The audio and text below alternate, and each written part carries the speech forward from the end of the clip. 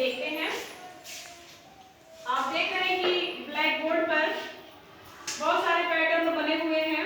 इसी पैटर्न को आपको क्या करना है, आगे बढ़ाना है।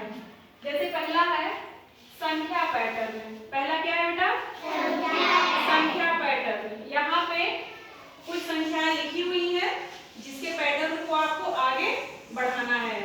एक के बाद एक, उसके बाद क्या आएगा वही आपको आगे बढ़ाना है। जैसे देखिए एक के बाद क्या आ रहा है, दो, दो के बाद एक, फिर एक के बाद दो, दो के बाद एक के बाद दो। अब यहाँ आपको भरना है तो दो के बाद क्या आएगा बेटा, एक के बाद दो, दो के बाद एक के बाद दो। तो ये हो गया आपका संख्या पैटर्न। मतलब अल्टरनेट करके उस संख्या को आपको आगे बढ़ाते रहना है। ठीक है, एक के बाद दो, दो के बाद एक के बाद दो, दो के बाद एक। इस तरह से आपको पैटर्न को आगे बढ़ाते रहना है। इसके बाद हम देखेंगे दूसरा आकृति पैटर्न।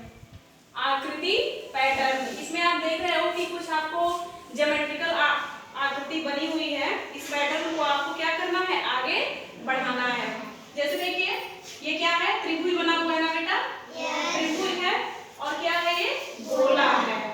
तो त्रिभुज फिर गोला, फिर त्रिभुज, फिर गोला, फिर त्रिभुज, फिर आगे क्या बनेगा, गोला। बहुत अच्छे, गोला। अब गोले के बाद क्या बनेगा, सलामी बताओ। बहुत अच्छे, ताली बजा दीजिए। गोले के बाद फिर बनेगा त्रिभुज, त्रिभुज के बाद क्या बनेगा बेटा, शिवराज। बहुत अच्छे, शाबाश, सिट डाउन। त्रिभुज के बाद फिर क्या बनेगा, गोला, फिर गोले के बाद क्या बनेगा, त्रिभुज।